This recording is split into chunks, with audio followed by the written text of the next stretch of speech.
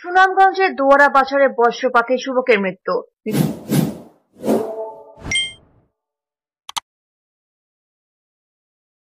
সুনামগঞ্জের দোয়ারা বাজারে বজ্রপাতে এক যুবকের মৃত্যু হয়েছে। মঙ্গলবার 18 মার্চ ভোররাতে উপজেলার বাংলাবাজার ইউনিয়নের বাঁশতলা দক্ষিণ কলোনি গ্রামে এ ঘটনা ঘটে। নিহত যুবক সাইদুল ইসলাম ওই গ্রামের সৌদি আরব প্রবাসী আব্দুল মান্নানের ছেলে। পুলিশ ও স্থানীয় সূত্রে জানা যায়, সোমবার শেষ রাতে হঠাৎ করে দোয়ারা বাজার উপজেলায় প্রচন্ড ঝড় বৃষ্টি শুরু হয়। এ সময় বাঁশতলা দক্ষিণ কলোনি গ্রামে সাইদুল ইসলাম রোজা রাখার উদ্দেশ্যে সেহরি খেয়ে বাড়ির উঠানে নলকূপে গেলে হঠাৎ বজ্রপাতে গুরুতর আহত হন। পরে পরিবারের লোকজন তাকে উদ্ধার করে দোয়ারা বাজার উপজেলা স্বাস্থ্য কমপ্লেক্সে নিয়ে গেলে কর্তব্যরত চিকিৎসক তাকে মৃত ঘোষণা করেন।